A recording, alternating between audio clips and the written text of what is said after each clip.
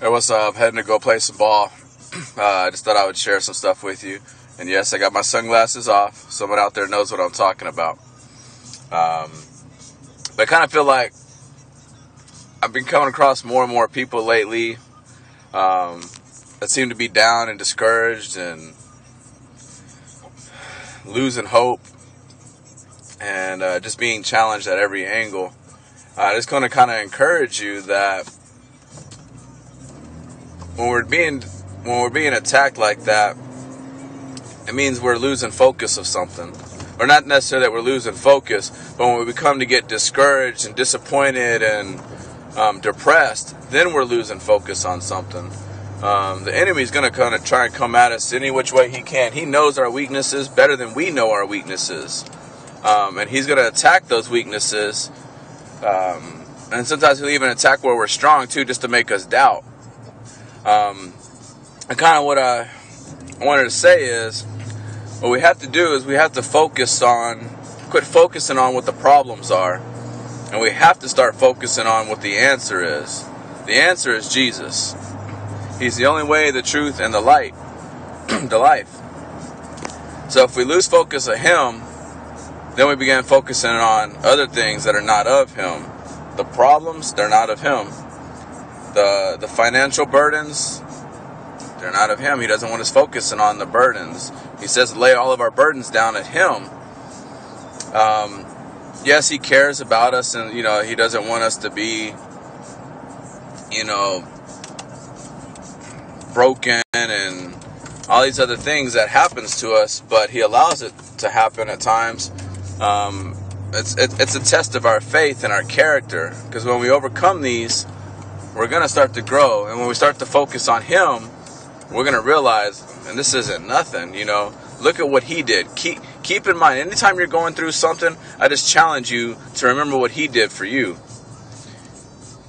Carrying a heavy cross and up hills and down the thing, getting whipped and scratched and thorns put on His head and speared in the side and hung on a cross with 3 nails. Think about all those things. Just think about them. And then tell me your situation is still as bad as you think it is. Or look up all the people overseas and stuff like that don't even have fresh water to drink. That they go days and days without eating, and no doctors to help them when they're sick.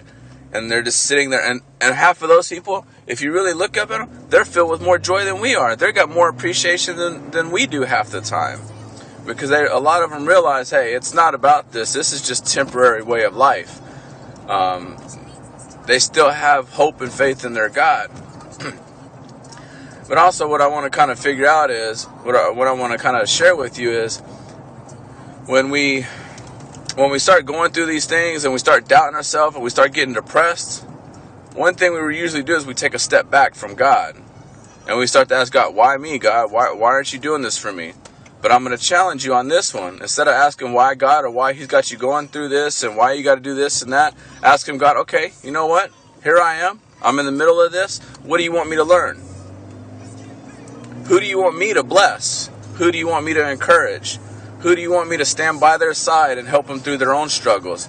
Because I guarantee you, when you take your focus off your own struggles and you start helping somebody else and you put your focus back on the Lord, those struggles that you're going through, you're like, that's it? That's all I got to do? Okay. I myself speak from experience. The past few months, I was going through a lot of things.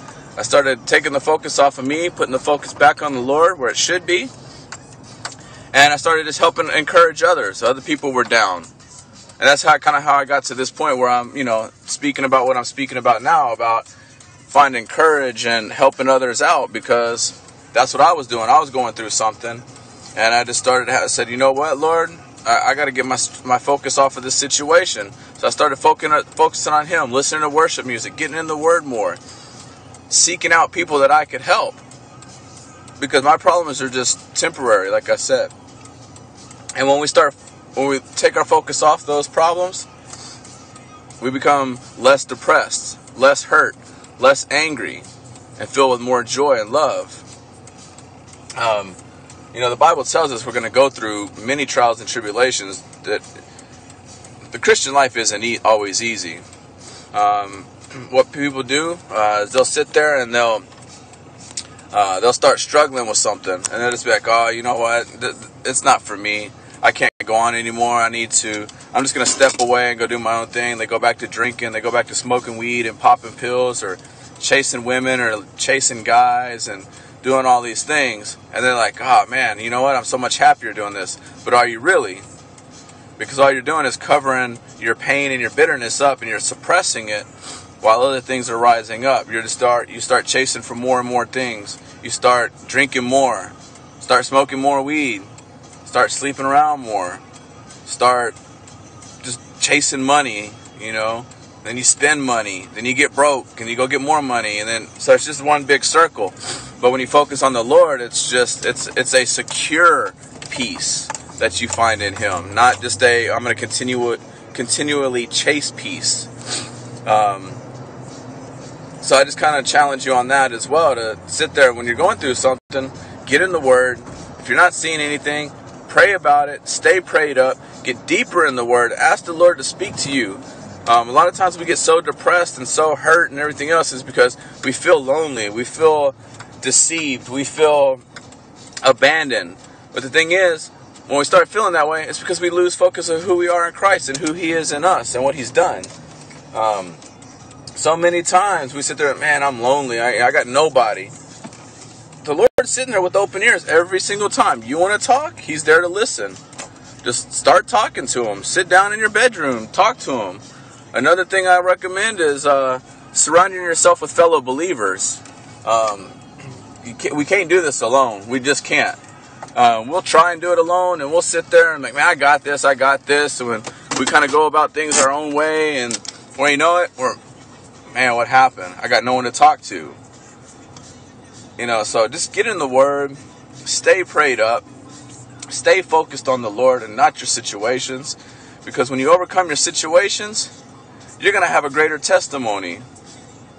What good is it if we're just walking through this life and we got nothing to share with anybody? Like, oh, my life is so good, I got $1 million a month, $1 million a year job, got my cars paid off, blah, blah, blah. I don't have any struggles. They're going to be like, oh, okay, well, a lot of times we get prideful that way.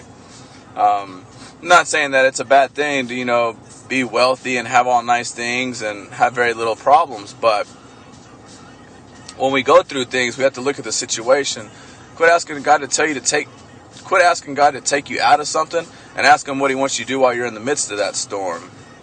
He's going to get you through it. If you keep focused on Him, no matter what, He's going to get you through it. And He's probably going to pull at least one other person out of a similar situation that you're going to help encourage as well.